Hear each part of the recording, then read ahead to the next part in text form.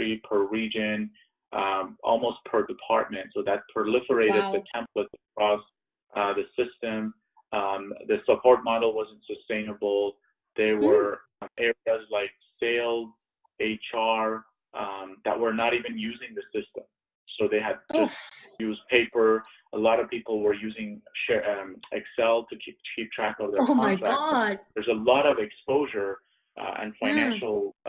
potential financial impact to this. So our pitch was, Yeah. we need to go look for a system. We need to do an RFP. We need about $2 million to address all these gaps. And he Mm. actually, the CFO, approved this amount outside of our budgeting cycle. So November is Wonderful. really late in the budgeting cycle, but he asked other people essentially to give up money so we would get $2 million to do this project. Excellent. Love it. I love the way you explained it. You just made my heart so happy. So, Awesome. um, my sole question then remains that what what benefits were observed once this whole new transformation was put into place? Like, have you been able to see those results? Yeah, so the project is a multi-year project. It's still underway. Oh, One of the okay, perfect. most effective benefits that we've seen so far, and that's been my commitment to the project steering committee, is because we're Mm, such a young company and we're growing too fast, a lot of departments have disparate processes and inconsistent processes. So mm, we'll go like 3 steps into requirements, and then we realize, for example, that our sales teams across the world were mm, using different contracting process. So in mm, California, for example, 3 different groups were using contracting 3 different ways. In Europe, mm, they were mm, using Salesforce.com. In Asia, they mm, were not.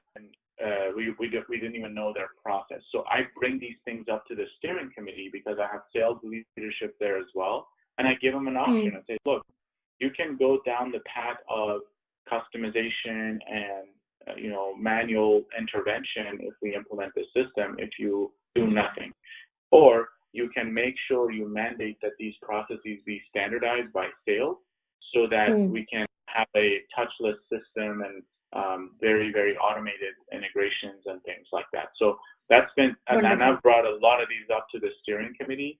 So it's an Mm, opportunity to standardize, to optimize processes. And sometimes they'll say, sure, that sounds great, let's do it. Sometimes it's like, no, we're in the middle of a product launch. Let's spend a little bit of money now. Maybe it can be a throwaway, but we cannot afford to slow down. So it's an open mm, conversation. Um, mm, the other benefit that we've been able to show so far, and again, we haven't had go lives yet, but mm, we're bringing, for the first time ever, we're bringing all the impacted groups from a contracting perspective together at the same mm, time, and we're making decisions together. We're having creative debate together. Whereas in mm. other situations, this was done in silos, and other groups were ignored and just kind of forced to adhere to these standards. Mm. It's bringing the company together on like multiple levels, essentially. Like there's standardization of processes, but there's also now everyone. It's collaborative. It's no longer Correct. everyone in their own corner. Okay. Yeah, and with facts and Wonderful. data, a lot of times Exactly. we know the process better than stakeholders themselves, right? So it's uh, Mm. it's helpful. Okay, wonderful. That is excellent. Um, okay, and then you also mentioned that there were a couple of other projects that you identified during the gap analysis. Yeah. What areas are they targeting? So one of the ones that impacts the entire company as well is the supplier master. So again, as a part of our Okay. mapping, we were able to show the data and the supplier information is, number one, wasn't propagating through all this enterprise applications, either Mm, due to lack of integrations or due to the fact that we had multiple points of entry. In other words, we found that 7 to 10 different software applications within our company, you can enter mm. supplier information without any validation or checks.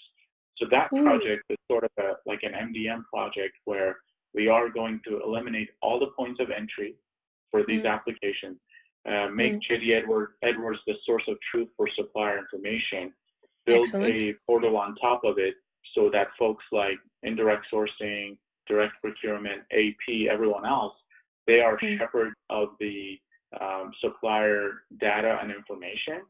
And then the other systems at Edwards, all of them will consume supplier information from the source of truth, so that in future systems, you have what we call an ability to search before create, to see if it exists, and then you create it. Also, we're enforcing data quality, which is putting certain things like checking for state code, zip code, various other common elements via integrations with Google API and all that stuff, so that the data entered is correct.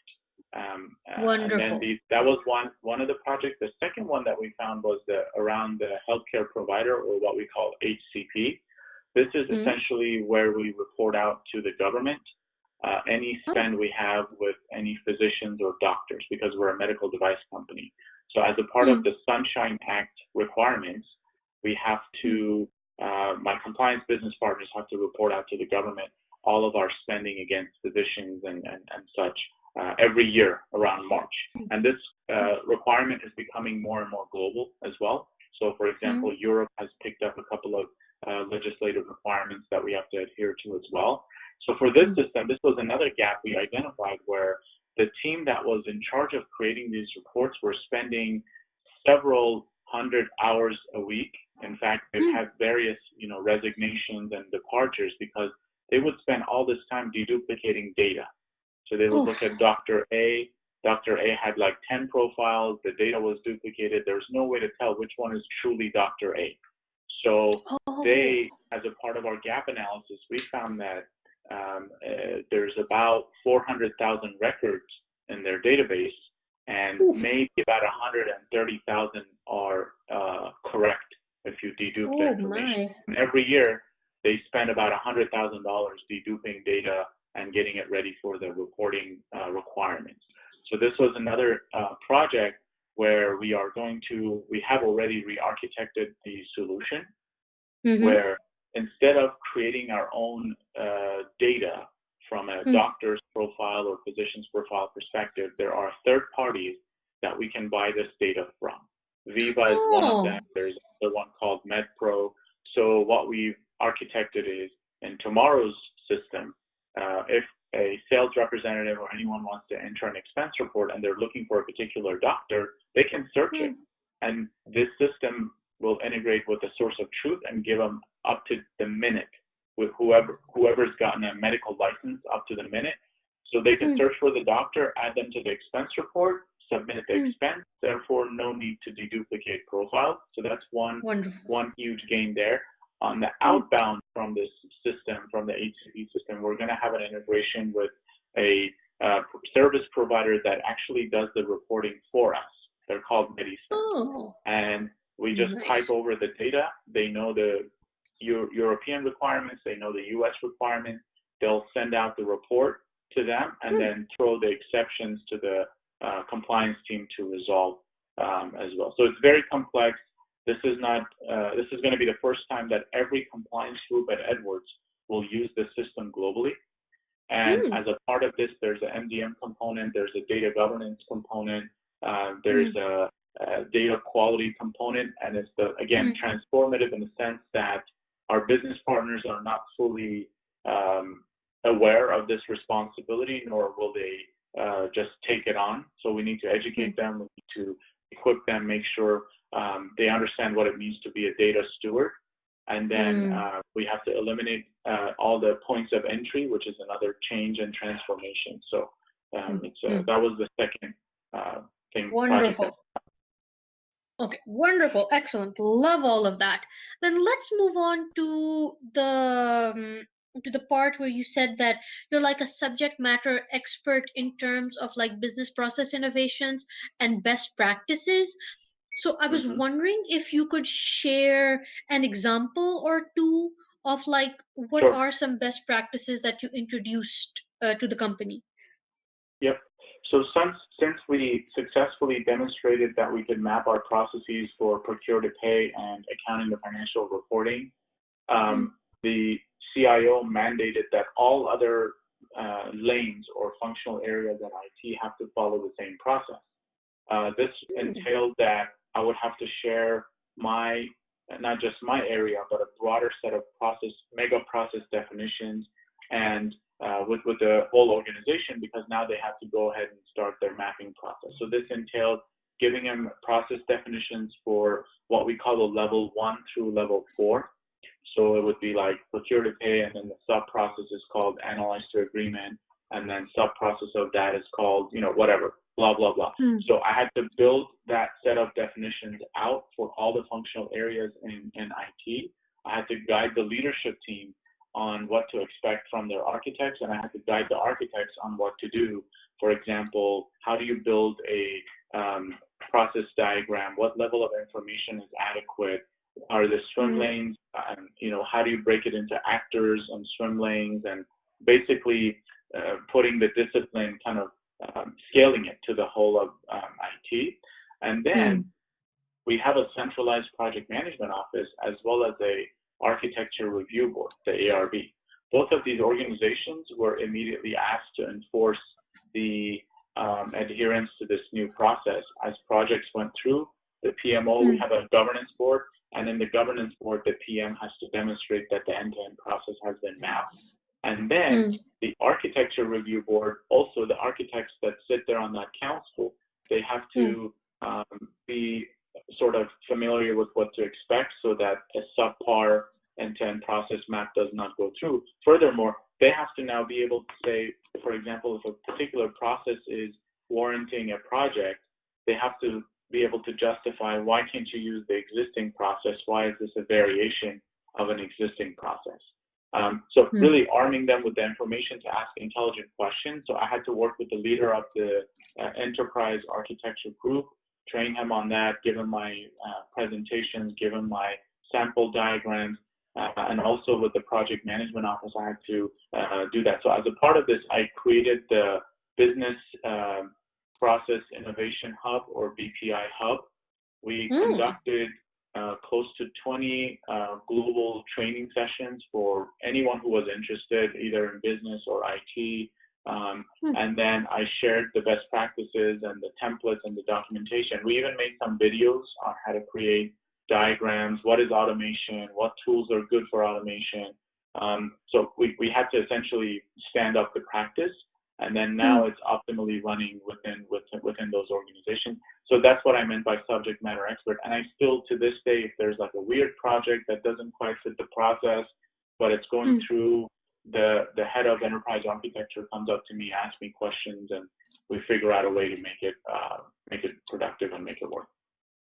You're like the go-to person, like, hey, we don't know what to do. Please advise Yeah, us. right. Okay, perfect. Perfect. Love it. Okay, so we talked about that. We talked about your portfolio.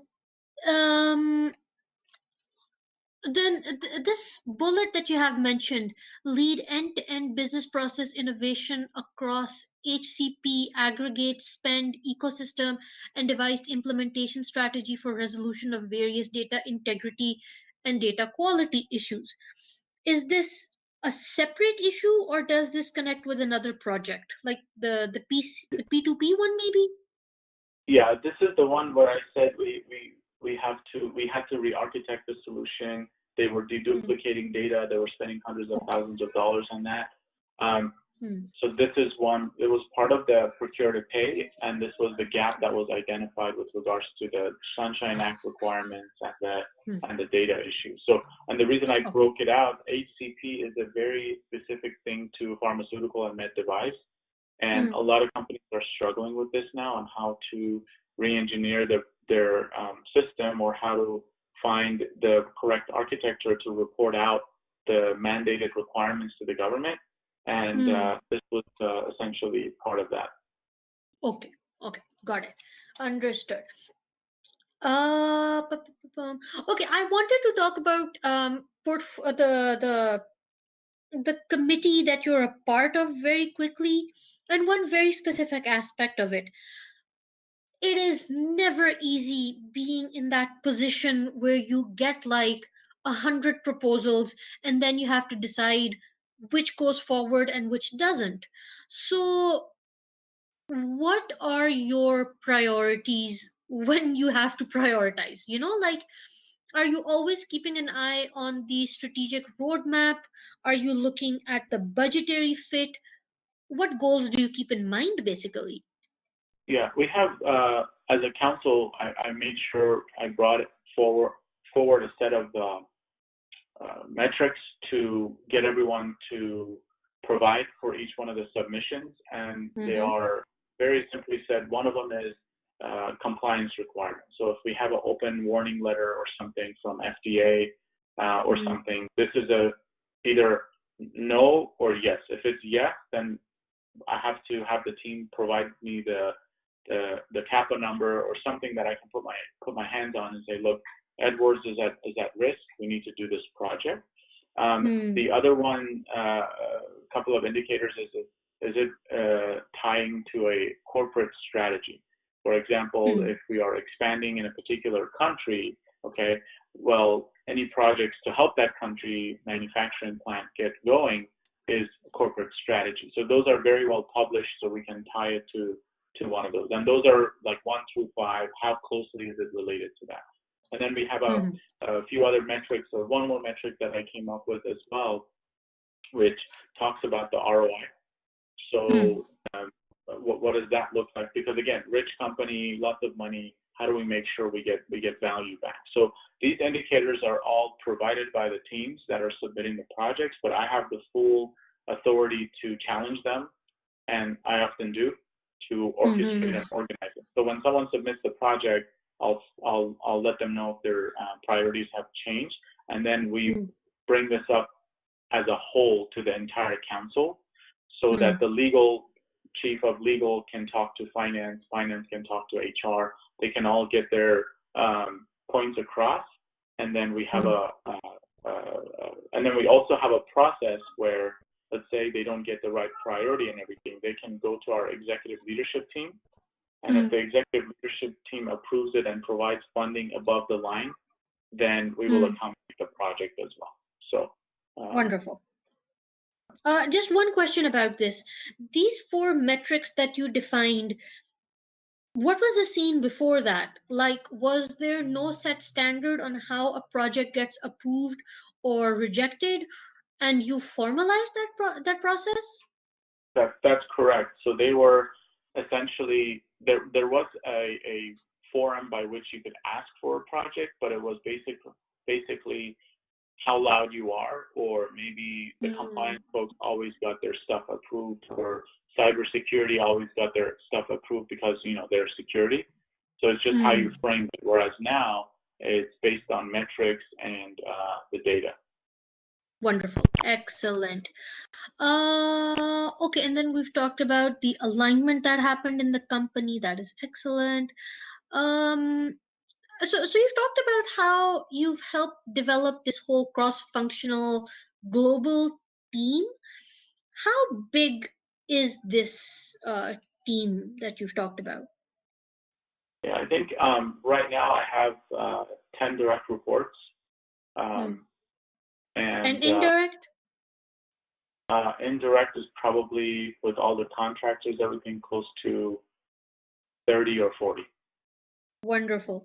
Uh, for the team specifically, when they came under your umbrella, as it were they already good performers, or did you see like, no, this team needs work to get to the level that I demand of them? Yeah, very quickly after jumping into the role, I was getting escalations and calls about the team's performance. Um, Wonderful. it was almost instantaneous. So I constituted several things that we discussed, like a monthly meeting with the finance stakeholders, monthly meeting with indirect sourcing, putting Hmm. everything, kind of having the team organize everything in a backlog, showing them the workload. A lot of times the issues we had was this team was accommodating inquiries from various users without cross-vetting it, saying, hey, if you're in accounts payable, you send me a piece of work to do. Well, Treasury already sent me work. Can you guys talk to each other and send me one consolidated view? So And I got a Mm. consultant for a 3-month period.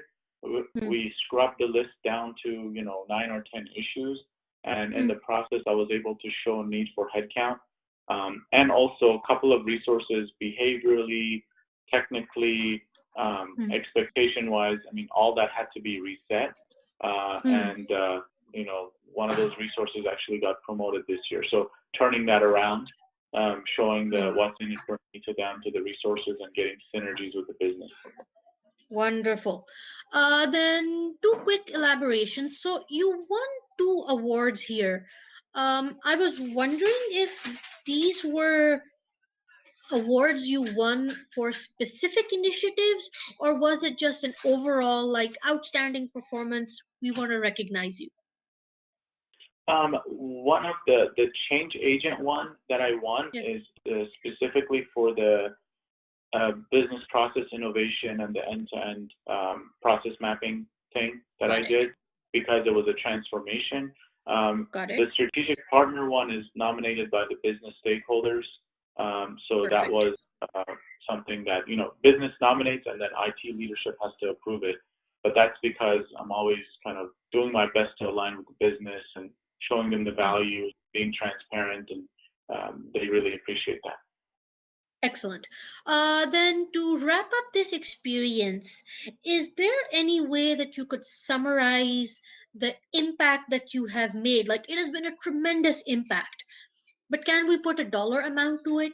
Is that possible? Overall, Like, for this role, hmm, um, yeah, like generated X amount of savings or anticipated that all of these changes altogether is going to lead to like a 15% improvement in the bottom line or something like that. hmm hmm yeah, that's not right off the bat. It's a Okay, little bit tough to do given the because area. so much is in process as well.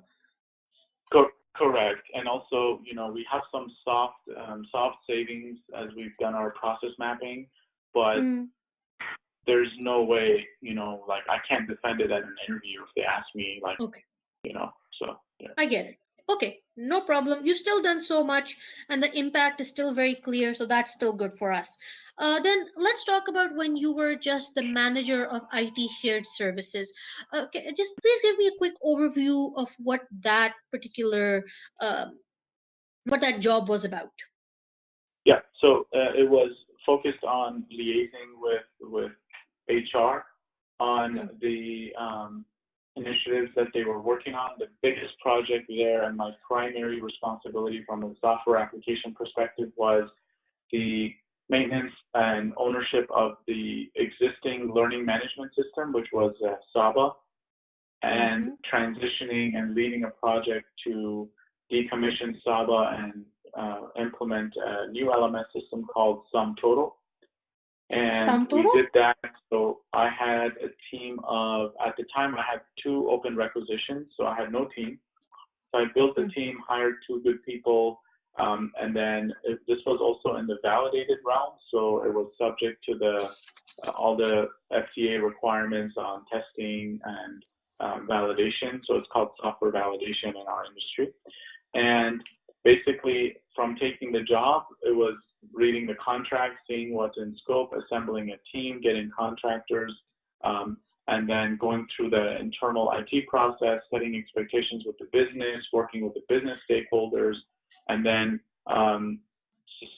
sustaining the existing application, and then leading the implementation of SumTotal. In that, giving the business stakeholders the opportunity to make decisions, for example, around data migration. We had to do some data mining to determine what portion of the data is valuable and what we have to retain from a legislative perspective or regulatory perspective.